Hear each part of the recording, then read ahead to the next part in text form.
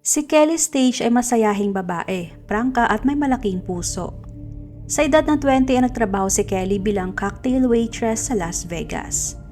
Nung nagbakasyon si Kelly sa New York para bisitahin ang kanyang mga magulang at mga kaibigan, ay nakilala niya ang hockey player na si Thomas Clayton na isang forward para sa semi-pro Elmira Jackals. Ito ang team na sinalihan niya pagka-graduate niya mula sa Niagara University. Matapos niyang makilala si Tom ay nagdesisyon si Kelly na wag nang bumalik pa sa Las Vegas para makasama ang lalaki. Nagpakasal silang dalawa at nagkaroon ng 2 anak. Pagkaretiro ni Tom sa pagiging hockey player ay nag-franchise siya ng negosyo na Paul Davis Emergency Services, isang fire and water damage na restoration firm. Kalaunan ay naging project manager din si Tom ng Serve Pro na kaparehong franchise na pagmamayari ng kanyang kaibigan. Pinamahalaan ni Tom ang operasyon ng kanyang negosyo sa bahay lamang at madalas ay labas-pasok din ang kanyang mga empleyado sa kanilang bahay dahil na rin sa kanyang mga utos. Samantalang si Kelly naman ay nagtatrabaho sa Woodhouse Stadium Grill at sobrang abala din ito sa 2 nilang maliliit pa na mga anak. December 28, 2015, isang normal at maulan na gabi. Si Tom ay wala sa kanilang bahay dahil madalas itong naglalaro ng poker sa The Millers kasamang iba pang mga kalaro. Iniwan niya si Kelly sa kanilang bahay at ang kanilang mga anak na sina Charlie, 7 years old at Colin, 3 years old.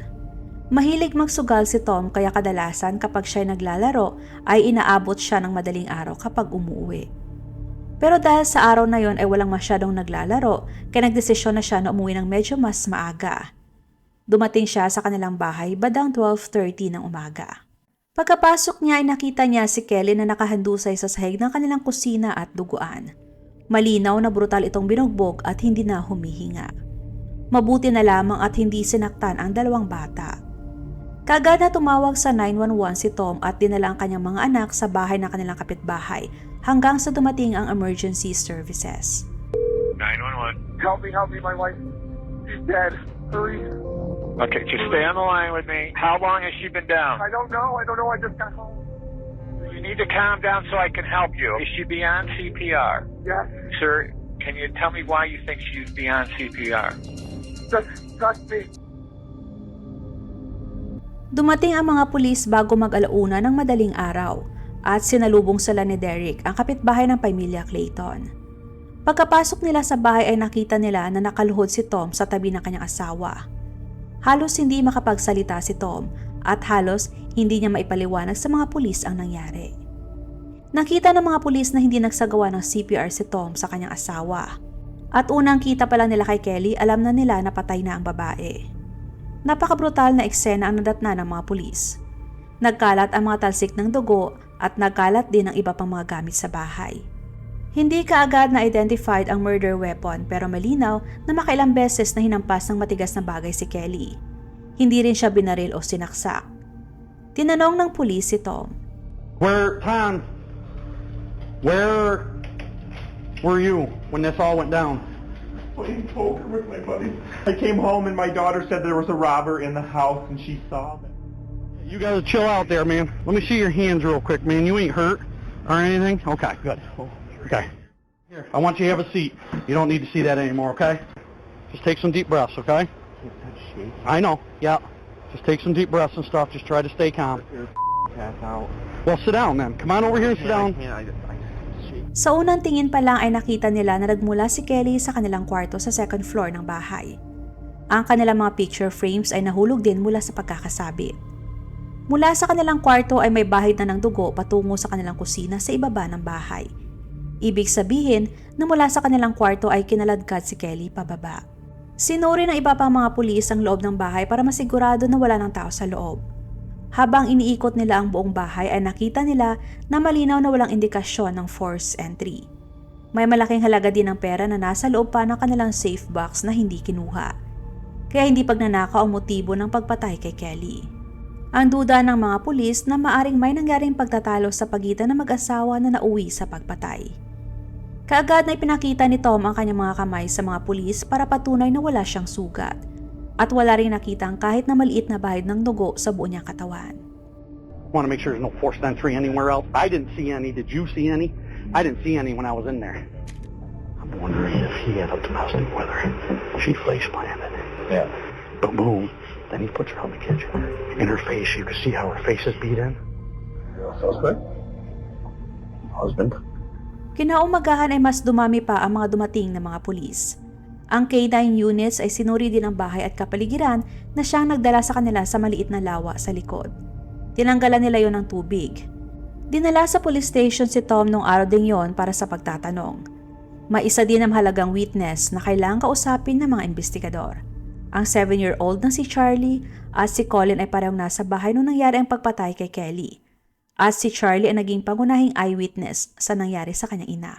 Sinabi ng bata na nagising siya dahil sa sigaw ng kanyang ina na "Run, Charlie, run," habang nakikipaglaban si Kelly sa taong umatake sa kanya, na ayon kay Charlie ay magnanakaw. Tumakbo si Charlie pero hindi palabas ng kanilang bahay. Tumungo siya sa kwarto ni Colin para maprotektahan ang kapatid. Kasunod noon ay sinabi niya na pinuntahan niya si Kelly sa kusina at yumakap pa siya sa binti ng kanyang ina.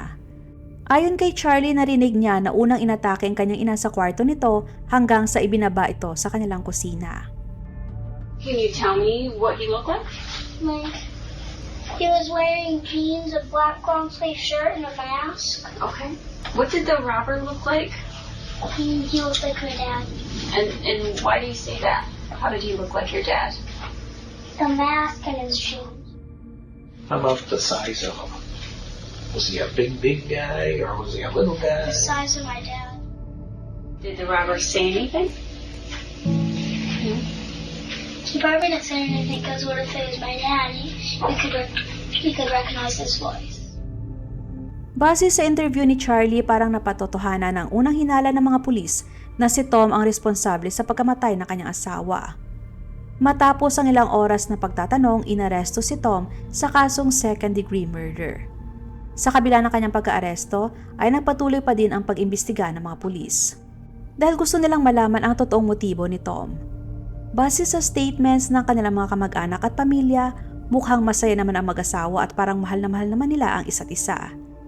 Sa loob ng 10 taon na pagsasama nila bilang mag-asawa, ay naging masaya naman daw si Kelly. Katunayan ay yun nga daw ang laging bukang bibig niya kung gaano siya kaswerte sa kanyang napangasawa. Pero ang 16-year-old na pamangkin ni Kelly ay sinabi sa mga investigador ang kakaibang ugali ni Tom. Ayon sa kanya, nagtrabaho siya kay Tom sa Servpro sa panahon ng summer. At sa mga oras na yon ay nagsabi daw sa kanya si Tom na hindi niya mahal si Kelly. Pinagyayabang pa niya na marami siyang karelasyon na ibang babae o kabit. Pero ayon kay Tom, hindi daw niya kayang ma-divorce si Kelly dahil kung gagawin niya yon ay mawawala sa kanyang lahat. At syempre may kinuha siyang life insurance para kay Kelly na dinoble pa niya pagbayad ilang buwan bago pinatay si Kelly. At ilang $1,000,000 ang maaari niyang makuha kung sakali. Kinausap din ng mga investigador ang mga kaibigan at kakilala ni Tom at lumalabas ang kaparehong kwento. Marami sa kanila nagsabi na maraming ang naka one night stand si Tom at mga nakarelasyon na babae. At nagrereklamo din siya tungkol sa kanyang asawa. Ayon kay Tom, si Kelly ay tamad at napaka-iresponsable. Nakita din sa cellphone ni Tom nung sinuri ito ng mga pulis na marami siyang mga ka-chat ng mga babae. Pero may isang problema dahil may solidong alibay si Tom. Sa oras na pinatay at namatay si Kelly ay nasa Miller's Place si Tom at naglalaro ng poker. At na-verify din nila yon nung in-interview nila ang bawat manlalaro nung gabi na pinatay si Kelly. Kaya naman kung hindi si Tom ang gumawa nun kay Kelly, sino pang may rason para saktan ang babae? Ayon sa pamangkin ni Kelly, may isang lalaki na nagngangalang Michael Beard na dati na nagtatrabaho sa Servpro nung nagtatrabaho din siya nung summer. Pero pinaalis daw ni Tom si Michael dahil nalaman nila na nagnanakaw ng mga gamit si Michael sa bahay ng kanilang mga kliyente at nagrereklamo ang ibang kasamahan nito sa trabaho dahil umiinom daw ito ng alak habang nasa trabaho. Dahil nawalan nga ng trabaho si Michael, hindi rin ito nakapagbayad ng kanyang renta sa bahay na kanyang inuupahan, kaya pinaalis din sila. At ang bahay na inuupahan ni Michael ay katunayang pagmamay-ari din ni Tom. Ipinatawag si Michael ng mga pulis para matanong tungkol sa kanyang nararamdaman sa ginawa sa kanya ni Tom na pagpaalis sa kanya sa trabaho at sa kanyang inuupahang bahay. Pero ayon kay Michael ay wala siyang sama ng loob sa dating boss. At katunayang, pinapa-extra naman daw siya ni Tom sa iba nitong negosyo at minsan pa ay sa kanyang bahay kung may mga kailangan itong ayusin. Naging mabait naman daw si Tom sa kanya at minsan pa ay binibigyan pa siya nito ng mga damit pang bata para sa kanyang anak. Matapos ang interview ay pinauwi din si Michael. Pero nagbago ang takbo ng investigasyon nung in-interview din ng mga pulis ang asawa ni Michael na si Holly at bumagsak ito sa polygraph test. Pero kalaunan ay umamin din si Michael sa mga investigador sa ginawang krimen. Inamin niya na pumunta siya sa bahay ng mga Clayton nung gabi na nangyaring krimen dahil sa balak niyang sunugin ang bahay. May mga susi siya ng bahay na siyang ginamit niya para buksan ang pinto mula sa garahe. Katunayan ay may nakahanda na container ng gas sa garahe pa lamang. Pagkapasok niya sa bahay ay nakita niya si Kelly sa kwarto nila Tom at doon na nagumpisa ang lahat. Nandilim daw ang kanyang paningin dahil nanlaban si Kelly kaya pinatay niya ang babae. Nung iniwan niya si Kelly sa kusina ay nakita niya na wala na itong buhay kaya nataranta siya. Kaagad siyang tumakbo palabas at sumakay sa kanyang sasakyan.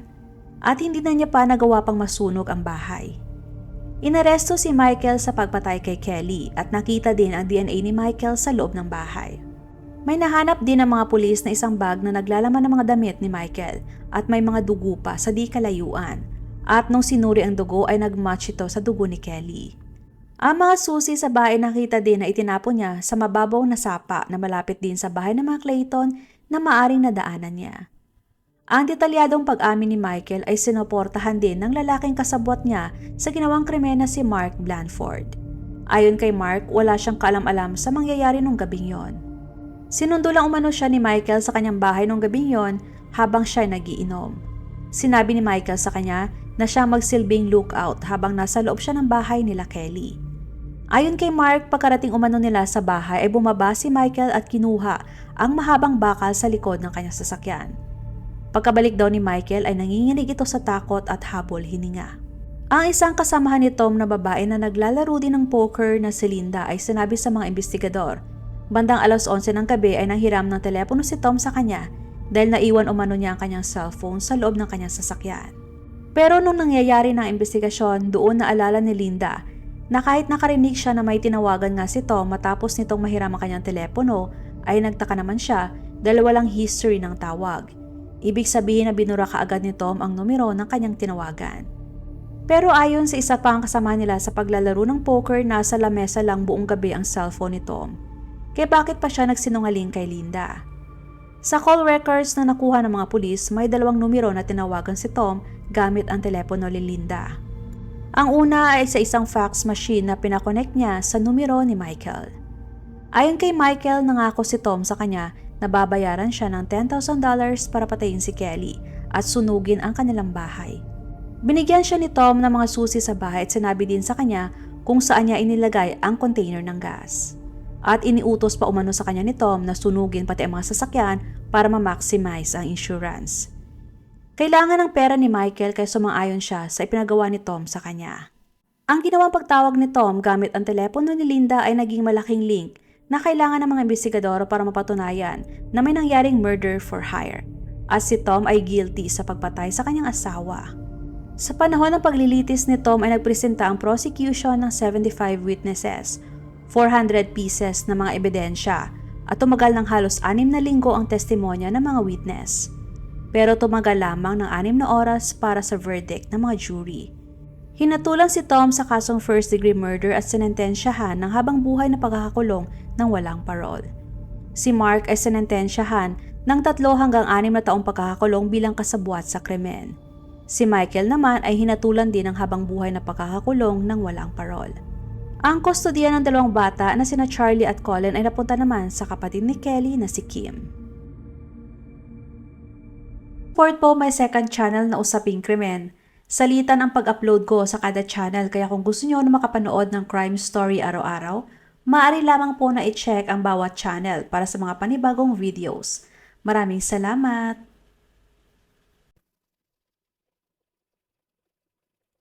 Huwag magatubiling ibahagi inyong mga saloobin at komento.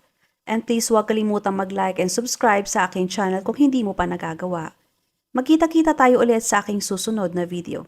Maraming salamat!